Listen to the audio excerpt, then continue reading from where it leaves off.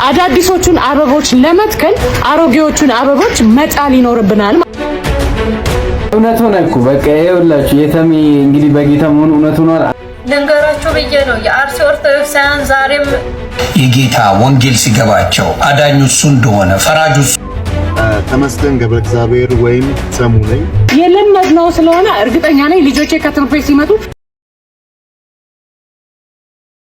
ሰበርና አዲስ ሆነ መረጃ ተመልሼ መጣሁኝ። እንግዲህ ዮኒ ማኛ እንዲሁም ደግሞ አርቲስት የትናየት ተዋርደዋል ማለት ይቻላልና ሙሉ ያጋጠማቸውን ነገር ማስመለከታችሁ ነው የሚሆነው። ሰሞኑን ሶሻል ሚዲያ ላይ እንግዲህ ይህንን አርቲስት ብዙዎቻችሁ ታውቁታላችሁ። አርቲስት ተመስገን ገብረ እግዚአብሔር ጴንጤ ሆኗል ተብሎ በሶሻል ሚዲያ ላይ በጣም መነጋገሪያ ሆኖ ነበረ። ነገር ግን እውነት ጴንጤ ሆኗል ወይ? ከአንደበቱ የማስደምጣችሁ ነው የሚሆነው። አርቲስት የትናየትና ዮኒ ማኛ ምንድነው የተናገሩት? ሙሉውን ቪዲዮ ተመልክተን ሐሳብ የምንሰጥበት ነው የሚሆነው። እስቲ ከዚህ ቪዲዮ እንጀምር። እባካችሁ የአርሲ ክርስቲያኖችን አንርሳቸው፣ እህታችንን እናድምጣት። ልንገራችሁ ብዬ ነው። የአርሲ ኦርቶዶክሳውያን ዛሬም ድምጻችንን ይሻሉ። ዛሬም ድምጽ ሁኑን። በእስር ቤት ተወርውረን ያለው የተረፉትም ደግሞ እየታረዱ ነው እያሉ ነው። ልንገራችሁ ብዬ ነው። ያልሰማነው በጣም ብዙዎቻችን ስለሆነ ሰምተን ግን ያፈሰስነው ስላለ እናት አለን፣ ህፃናት ወንድሞች ታናናሾች አሉን። ስለነሱ ብላችሁ ሁላችንም አንድነታችን ተባብረን የአርሲ ኦርቶዶክሳውያን እንድረሰላቸው ወይ ደግሞ ድምጽ እንሆናቸው። ለምንድን ነው ከሰብአዊነት ህሊና የተሳነን ማሰብ የተሳነን? ድምጽ መሆን እንዴት ያቅታል? አንድነት መተባበር እንዴት ያቅታል? በፍቅር መለጋገስ እንዴት ያቅታል? አንደበታችን ልሳናችን ለመልካም ነገር ለአርሲ ኦርቶዶክሳውያን መጠቀም ያልቃተን ለምንድን ነው? በእንዘላን ጊዜያችን ያሳለፍን ወገኖቻችን ለምንድን ነው? ዛሬ ላይ ሰላም አሳድሮኛል፣ አዎ ድምጽ ሆናለሁ። ስለዚህ ልሳን ያልተዘጋም ማለት ነው። ልሳናችሁ ያልተዘጋ ወገኖቻችን እውነት እነሱ ዛሬ ላይ ዝቅ ብለው በራሳቸው ዜጋ በራሳቸው ሀገር ስለታረዱ ዛሬ ላይ እኛ ማህተብን አድርገን ግን እየሳቅን ነው፣ እየተደሰትን ነው፣ ሾው እያደረግን ነው። በጣም ሃፒ ነን። የአርሲ ኦርቶዶክሳውያን ግን ድረሱልን እያሉ ነው። የብርሃን ጨራ ናፍቋቸዋል። መልካም ቀን ማየት ናፍቋቸዋል። እና ሁላችንም ድምጽ እንሆናቸው። በተቻለን አቅም አለው እንበላቸው። አንድነታችንን እናስተባብር። ዛሬም እየታረዱ ነው። ታርደውም አላለቁም፣ ይቀጥላል እያሉ ነው። 20 ኦርቶዶክሳውያን በአንድ መሳሪያ ተደቅኖባቸው ከወዳና ከወዲህ እስካሁን ነፍስ ውጭ ነፍስ ግቢ እያሉ ነው። ለነሱ መድረስ አለብን፣ መፍጠን አለብን። አንድነታችን መደመር አለበት። አሁንም የአርሲ ኦርቶዶክሳውያን ዛሬም ድጋፍ ይፈልጋሉ። ዛሬም ድምጽ መሆን ይፈልጋሉ። ዛሬም አንድነታችን ይፈልጋሉ። ዛሬም ነፍስ ውጭ ነፍስ ግቢ እያሉ ነው። በራሳቸው ሀገር ላይ መከባበር ጠፍቶ በማህተብ ብቻ እየታረዱና እየተቀሉ ነው ያሉት። በዋሉበት እየወጡ እየቀሩ ነው ያሉት። እዋካችሁን ሰው ከልሳኑ በላይ ሊናገር አይችልምና ልሳናችንን ብታዳምጡልንና አንድነታችን ቢቀጥል ለአርሲ ኦርቶዶክሳውያን አሁንም ድምጻችን ብናሰማ ብንደርስላቸው ብዬ በልዑል እግዚአብሔር ስም አሁንም በትህትናና በፍቅር እጠይቃለሁ። ያረግነው ማህተብ ኑ እንዋቀስ አይደል ያለው ኢሳይያስ ምዕራፍ 18 ላይ ትናንትና እንዳነበብላችሁ እግዚአብሔር ምን ሰርታችኋል እናንተና እኔ የሰራነው ኑ እንዋቀስ ይላል። የሥራው ምስክር ቃሉ የቃሉ ምስክር የሆነ ቅዱስ እግዚአብሔር በሚፈረድብን ሰዓት ታው ኑ እንፋረድ ይለናል። እዋካችሁ ላረግነው ማህተባችን ኦርቶዶክሳውያን መጠቀም አለብን። ሐዋርያዊነታችን እንደነ ጴጥሮስም እንደነ ጳውሎስም የነሱን አርአያ ተከተለን አሁንም ለአርሲ ኦርቶዶክሳውያን ድምጽ መሆን አለብን ብዬ አስባለሁ። ታው ወገኖቼ፣ ወገን ሲሞት በወገኑ ላይ መጨከን የለብንም። ታው እንደ ሰው ሰብአዊነት እንኳን በሃይማኖታቸው ታርደው ይቅርና እንደ ሰው ሰብአዊነት ሰው የሆነ ፍጥረት በሙሉ ግፍና መከራ ሲደርስበት ዛሬ ላይ ከጎኑ መቆም አለ እንጂ በርበሬን እየነሰነስን አንድነታችንን እያራከስን በማይገባ ቦታ የምንውልበትን ጊዜው አጭር ነው። ታው ግን አንድነታችን ይሻለናል። እዋካችሁ እንደ ሰውኛ የምናስብ ከሆነ እንደ ሰውኛ በእውነት የሰብአዊነት ከማሰብ ርቀን በዘር በሃይማኖት መከፋፈላችን ጥለን ስለ አንድ ስራ ነግራ ማህተብ ብቻ ልንመሰክርላት ግድ ይለናል። ነገ ላይ እንፋረድ ይለናል ቅዱስ እግዚአብሔር። መልካም ስራችን እንጂ መጥፎ ስራችን ከሰማይ በላይ እንደማያርግ ማንኛችን ጠንቅቀን እናውቃለን። የዚች ዓለም ኃጢያት አያታለን። እኛ ሀገራችን በሰማይ ነው ብሏል ቅዱስ ጳውሎስ። እኛ ሀገራችን በሰማይ እንጂ በምድር አይደለም። ብንሞትም ህያውንም ባንሞትም ህያውንን። ነገር ግን ደግሞ በግፍና በስቃይ በሳት እየተለበለቡ ለምን ይሞቱ? በማጭድ እየተገዘገዙ ለምን ይሞቱ? ለነዚህ ኦርቶዶክሳውያን ማህተብ ላረጉ ኦርቶዶክሳውያን በሙሉ ልንደርስላቸው ይገባል። አሁንም ነገም ዛሬም ድምጽ ለአርሲ ሼር ኮፒ ሊንክ ሪፖስት አድርጉት። ሞት አይቀርም። እንኳን ለስንት ነገርና ይሄን ድምጽ ለሆኑ ለወገኖቻችን ለምንድነው ሼር የማታደርጉት? ለምንድነው ሪፖስት የማታደርጉት? ለምንድነው ማንተባበረው? ለምንድነው አንድ መሆን ያቃተን? ለምንድነው ሁላችንም እንደ ውሃ እንደመጣለት ውሃ የምንሸረሸረው? ለምንድነው ባለማህተብ ወይ ለምንድነው? ተዋህዶ ማለት እኮ ቀጥተኛ ነው። ለምንድነው የመጣው ሁላ የሚገፋል? ለምንድነው አንድ መሆን ያቃተን? ለምንድነው እንዝላልነት ጊዜያችንን እንደዚህ? ለምንድነው ይችን ዓለም የማይታየውን ጥላችሁ የሚታየውን ክርስቶስ ናፍቆ አይደለም እንደሚለው? ለምንድነው ለምንታየው ብቻ የምንብለጨለጨው? ነፍሳችን እኮ ነገ አፈር መጫኑ አይቀርም። ግማሽ ነጠላ ይዘን እኮ መሄዳችን አይቀርም። የዛን ጊዜ መልካም ስራችን ነው የሚመሰክርልን። ሼር ሪፖስት ኮፒ ሊንክ አድርጉት። አሁንም ነገም ዛሬም ድምጽ ለአርሲ ሼር አድርጉት። እግዚአብሔር ያክብርን። እንግዲህ እህታችንን እንደተመለከታችኋት ነው። በተለይ ደግሞ የሚጨነቁት የት ያሉ መሰላችሁ? በአረብ ሀገር ውስጥ የሚገኙ ክርስቲያን የሆኑ ኦርቶዶክሳውያን በጣም ነው የሚጨነቁት። ከሀገር የወጡበት ምክንያት አንደኛ ቤተሰቦቻቸውን ለማሳረፍ ነው። ሁለተኛ ደግሞ ቢቀናቸው የራሳቸውን ህይወት ለማስተካከል ነውና የነገ ህይወታቸውን ለማሳመር እንግዲህ እነዚህ ክርስቲያኖች በሰው ሀገር ላይ ተሰደው ሰራተኛ ሆነው በጣም ብዙ ነገር እያጋጠማቸው እየሰሩ ቤተሰቦቻቸው እዛ የሚለፉላቸው ወገኖቻቸው ግን እዚህ እየሞቱ ነው የሚገኙትና እባካችሁን አሁንም አርሲ ውስጥ ደህና ነገር እየተሰማ አይደለም። ፍጹም ረስተናቸዋል። እናንተ ብቻ እስቲ ሚዲያውም አያውራው፣ አባቶችን መግለጫ አይስጡ፣ መንግስት ምንም አያድርግና ይህንን ቪዲዮ የምትመለከቱ ኦርቶዶክሳውያን ክርስቲያኖች ሁሌም ቢሆን በዘውትር ጸሎታችሁ እስቲ አስቧቸው። ሌላው ይቅር በእውነት የሚለወጥ ነገር ይኖራል ብዬ አምናለሁኝና እባካችሁ የአርሲ ክርስቲያኖችን በጸሎታችሁ አስቧቸው። ወደ ርዕሳችን ስንመለስ ስለ ተመስገን ገብረ እግዚአብሔር የተወራው ወሬ ምንድነው? እስቲ አንዳንድ ቪዲዮዎችን ላስመልክታችሁ። ይህንን ዘፋኝ ምን ያህሎቻችሁ ታውቁታላችሁ? ተመስገን ገብረ እግዚአብሔር ነው ዘፈኑ። ይሄም ልጅ እስቲ አሁን ጌታን ተቀብሏል እያሉ ነው። በጣም እንግዲህ እያሉ ነውና በጣም ደስ ይላል። እኔ ረጅም ጊዜ እንግዲህ ብዙ ዘፋኞች በፊት መወዳቸው ምናምን ማደንቃቸው ሰዎች አሁን እየመጡ ነውና ደስ ስላለኝ ነው። ደስ ይበላችሁ። ባለፈው እንግዲህ ነግሬያችሁ ነበረ። አሁን እስቲ ተረጋግጧል። እውነት ሆነ እኮ በቃ ይኸውላችሁ የተሜ እንግዲህ በጌታ መሆኑ እውነት ሆኗል። አንድ ነፍስ ደግሞ ወደ ጌታ ተጨምሮናል። ዝነኝነቱ ምናምን ብቻ ሳይሆን የሆነ ሰው ወደ ጌታ ሲመጣ እንግዲህ ያው ብዙ ተጽዕኖ የሚፈጥርባቸው ብዙ ነፍሳት ወደ ጌታ እንዲመጡ እንዲድኑ ምክንያት ይሆናል። ለምን የሚል ጥያቄ ሰዎች ውስጥ እንዲያድር ያደርጋል። ለዛም ነው አንደኛውም ደሳችን፣ ሁለተኛው ግን የሱ ነፍስ ብቻዋን መዳኑ ራሱ ለኛ ትልቅ ነገር ነው። የአንድ ሰው ነፍስ መዳን ማለት ነው የአንድ ሰው ነፍስ ከዘላለም እሳት ወደ ዘላለም የእረፍት ቦታ ከአምላክ ጋር ወደ መኖሪያ ቦታ መምጣት እሱ ራሱ ለኛ አንድ ትልቅ ነገር ነው። አንድ ወንድም አግኝተናል። ነገር ግን አሁን አዲስ ነገር እሱ የሚናገረው ነገር በቅርቡ ሊኖር ስለሚችል እሱም ማሰማችሁ ይሆናል። ይመቻችሁ። ፕሮቴስታንት ሆኗል ተብሎ ነበረ ሶሻል ሚዲያ ላይ። የማያውቀው ሰው ይኖራል ብዬ አላስብም። በዘፈኑ ዓለም ምንም ውስጥ ቢሆን እንግዲህ የማታውቁት ሰዎች ትኖራላችሁ ብዬ አላምንምና የተወራበት ወሬ ይሄንን ይመስላል። በጣም ደስ ብላቸው እንደዚህ ከቤተ ክርስቲያን ቢወጣል አይደለ? እኔ እንጃ ቤተ ክርስቲያንን በምን አይነት መንገድ እንደሚያዩት በጣም ብዙዎች በተለይ ደግሞ በፕሮቴስታንት ውስጥ የሚገኙ እህት ወንድሞቻችን እና ለቤተ ክርስቲያን ያላቸው አመለካከት በጣም ብዙዎቹ ማለት ይቻላል በጣም የወረደ ነው። ቤተ ክርስቲያንን እንደ ጥፋተኛ ዝፈን ያለችው እስኪመስል ድረስ ከጨለማ ህይወት ወጣ እያሉ እንግዲህ በቃ ቅኔ እየተናገሩ ቤተ ክርስቲያንን ያንቋሽሻሉና እግዚአብሔር አምላክ ልቦና ይስጣችሁ። የትኛውም ዘፋኝ ኦርቶዶክስ ቢሆን ወይ እኔ እንኳን በማይገባኝ ቦታ ብገኝ ቤተ ክርስቲያን ፍጹም አልወክላትም። የሚወክላት ክርስቶስ ብቻ ነውና በእኛ ድካም ቤተክርስቲያንን አትለኩ። ዮኒ ማኛ እንዲሁም የትናየትስ ምን አይነት ሐሳብ ነው ያስቀመጡት? እስቲ ቪዲዮአቸውን ላስመልክታችሁ። የጌታ ወንጌል ሲገባቸው አዳኙ እሱ እንደሆነ ፈራጁ እሱ እንደሆነ ሲገባቸው እንትን ይላሉና ተመስገን ኮንግራቹሌሽን፣ ደስ ብሎኛል ተመስገን ወንድማችን። በኢትዮጵያ የሙዚቃ ኢንዱስትሪ ላይ ከሚወደዱና ከሚታወቁ በተለይ ደግሞ ዘጠናዎቹ በሚባለው ጊዜ ላይ ብቅ ካሉና በሚሰሩት ዘፈን ዝነኛ ከነበሩት መካከል አንዱ ነው ድምፃዊ ተመስገን ገብረ እግዚአብሔር ወይም ተሙ። ይህ ወንድማችን አንድ ዘፈን ሲያወጣ በዩቲዩብ ሚሊዮን እይታዎችን ያገኛል።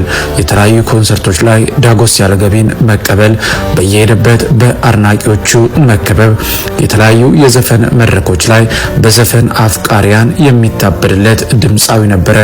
ዛሬ ግን የተሰማው መረጃ ፍጹም ያልተጠበቀና ይህንን ሁሉ የዓለም ክብርና ዝና ገንዘብና ብልጭልጭ አታላዩን ነገር በመተው የቀረውን ዘመኑን በጌታ ቤት ለመሆን አሮጌው ማንነቱ በአዲስ ተቀይሮ ከነበረበት የጨለማ ህይወት ወደሚያስደንቅ ብርሃን በመምጣት የዓለምን ኮተት በመተው ወደ ጌታ እንደመጣት ሰምቷል። ይህም በእውነት እጅግ ደስ ያሰኛል። ምክንያቱም በአንድ ሰው መዳን በሰማይ ታላቅ ደስታ ይሆናልና። ተሙ እንዲህ ሲል ተናገረ። በዓለም ህይወት ሳለው ዝናው፣ ሀብቱ፣ ሁሉ ነገር ያጓጓኝ ነበር።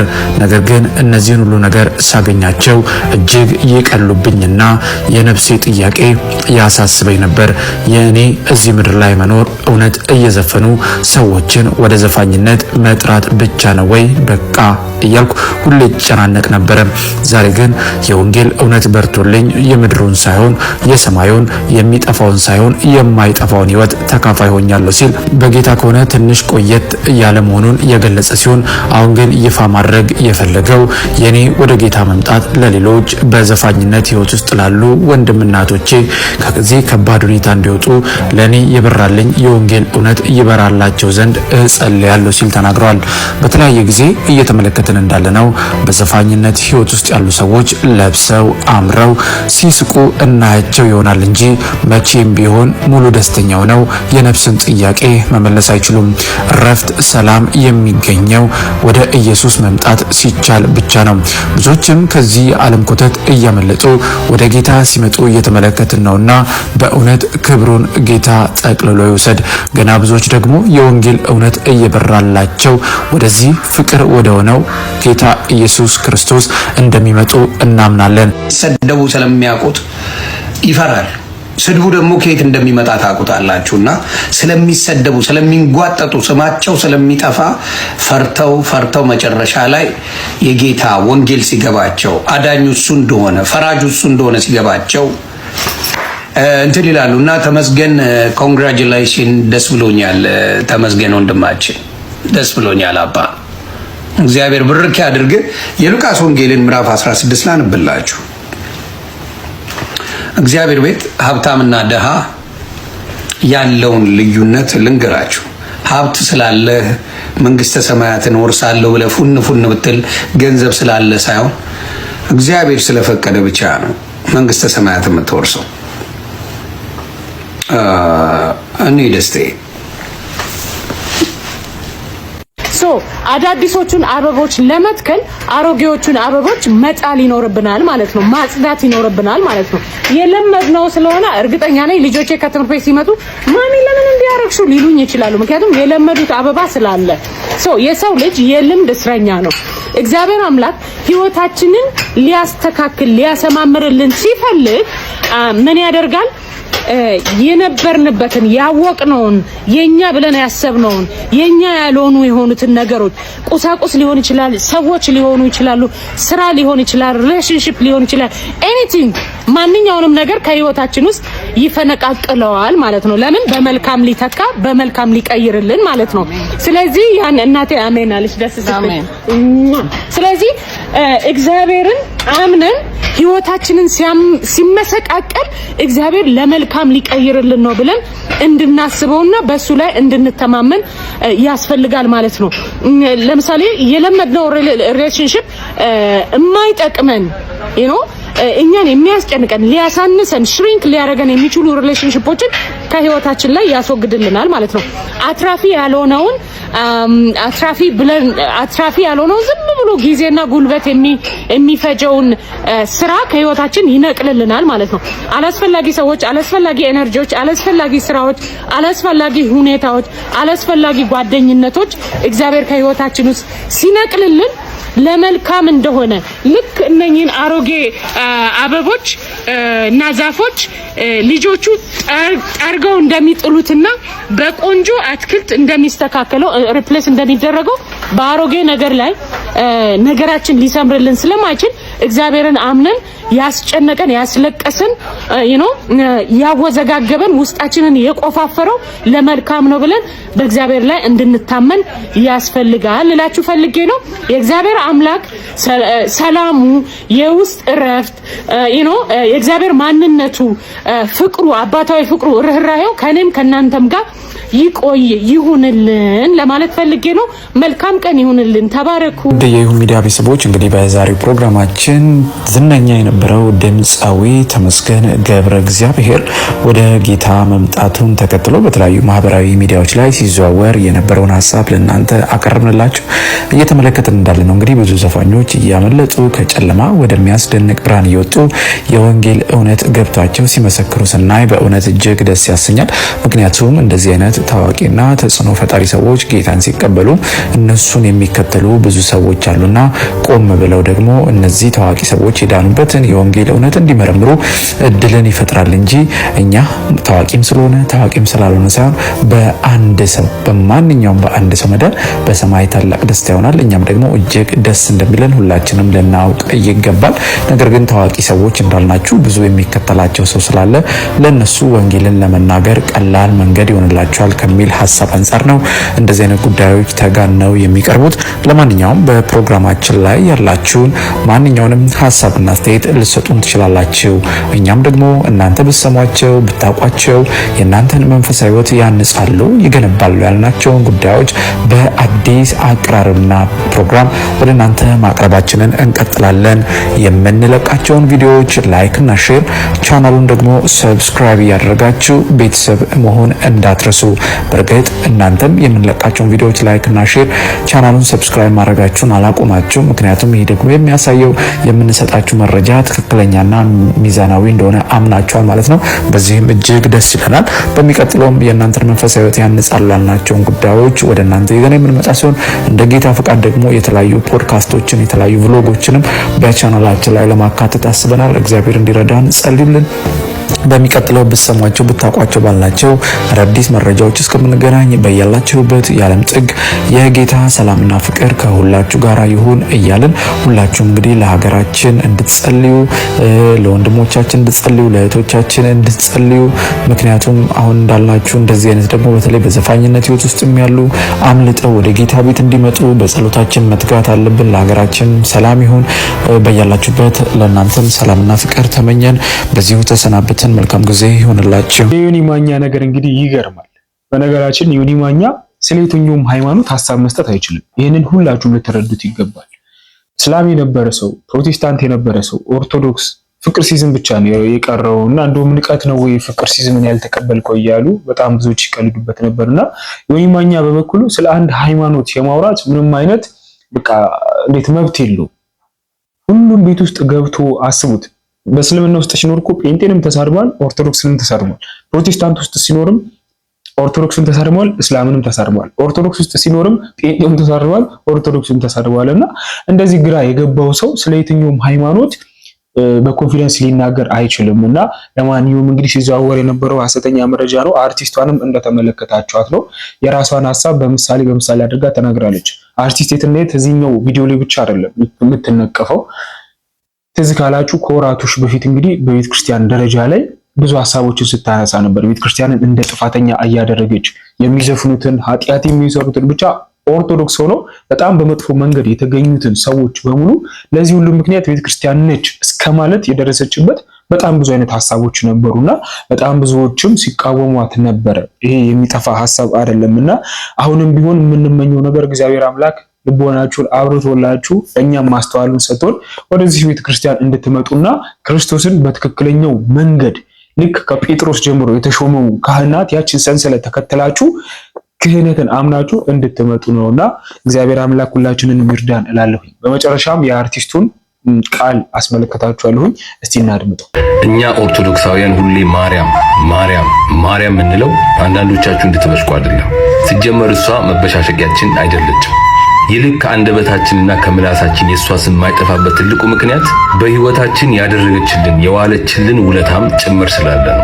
ልክ የዶኪማስ ቤት ሰርግ ላይ የጎደለውን ወይንም ያለቀውን ወይን ጠጅ በምልጃዋ እንዳስሞላች ለኛም ለኦርቶዶክስ ተዋሕዶ እምነት ተከታይ ልጆቿ እናቴ ሆይ ጎሎብናል ብለን ለጠየቅናት ነገር በምልጃዋ የጎደለብንን ነገር ስላስሞላችልን፣ እናቴ ሆይ ጨንቆናል ብለን ለጠየቅናት ነገር ጭንቀታችንን ወደ ደስታ ስለቀየረችልን፣ እንባችንን ስላበሰችልን፣ በምልጃዋ ሐዘናችንን ወደ ደስታ ስለቀየረችልንም ጭምር ነው።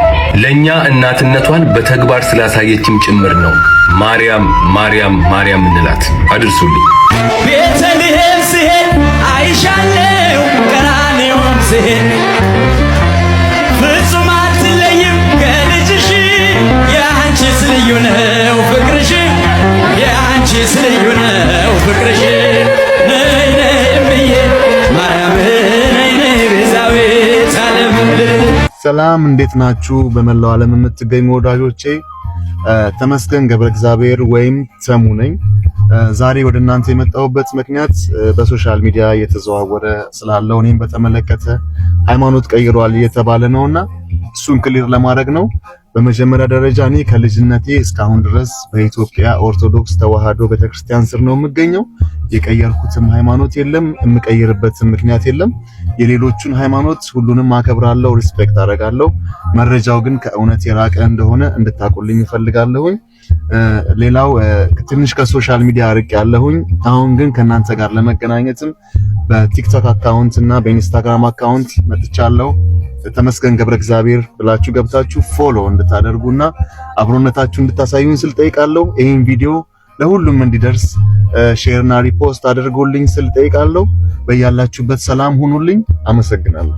በመጨረሻም ቪዲዮውን እንደተመለከታችሁት ነው። እኛም እንግዲህ እንደ ቤተክርስቲያን ልጆች እሱ አክብሮን አሁንም ቢሆን ዘብዲስ ቤተክርስቲያን ውስጥ ነው ያለሁት አልወጣውም ብሎ ተናግሯልና ሶሻል ሚዲያ ላይ በጣም ብዙ ነገር ሲናፈስ ስለነበረ ነው። በዚሁ አጋጣሚ ግን ሁላችሁም ልታውቁት በተለይ ፕሮቴስታንት የሆናችሁ የትኛውም ታዋቂ ሰው የትኛውም አክተር እንዴት ብዬ ልንገራችሁ፣ የትኛውም ጳጳስ እንኳን አላረ ፓትርያርኩ ከዚህ ቤተክርስቲያን ቢወጡ ቤተክርስቲያንን የሚወክላት ማንም የለም። የሰው ልጅ በድክመቱ እዛው ለኩት እንጂ ቤተክርስቲያን ላይ ምንም የሚለጠፍ ነገር የለምና በጣም ብዙዎችን የምንታዘባቸው በዚህ ምክንያት አንድን ሰው በተሳሳተ መንገድ ስላገኙት ብቻ ይሄ ኦርቶዶክስ ነው ስለዚህ መሰረቷ ቤተክርስቲያኖች እያሉ የሚጠሩት። ይልቁንስ ስለ ቤተክርስቲያን ማወቅ ከፈለጋችሁ የሰንበት ትምህርት ቤቷን ዝቅ ብላችሁ ማየት ብቻ በቂ ነው ያምናለሁኝና የምታስተምረን ሌላ ነገር ስለ ህይወት ነው የምታስተምረን። እኛ ግን በዓለም ድካም ውስጥ አሁንም ወድቀን የምንገኘውና እግዚአብሔር አምላክ እንግዲህ እስኪያነሳን ድረስ ልክ አባ ገብረ ኪዳን እንደተናገሩት ብሞት እንኳን ከዚህ ቤተክርስቲያን አልወጣም ብለዋል። ያስተካከለ እግዚአብሔር አምላክ እንዲዘን ፍቃድ ይሁንልንና ወንድማችንም በዚሁ የምናስተላልፍልን መልእክት ከዚህ በፊት የነበሩትን ዘፋኞች በቅርብ እንደተመለከትናቸው ነውና በጣም በአስከፊ በድንገተኛ አደጋ በመኪና በምን እየሞቱ ነው የሚገኙትና አንተም ወደ ንስሐ ህይወት መተህ ቤተክርስቲያንን እንድታገለግል ጥሪያችንን እናስተላልፋለን። በአጠቃላይ ሲዘዋወር የነበረው መረጃ በሙሉ ሐሰት ነው። ቀጣይ በአዲስ ፕሮግራም እስካገኛችሁ ድረስ ቸር እንቆይ።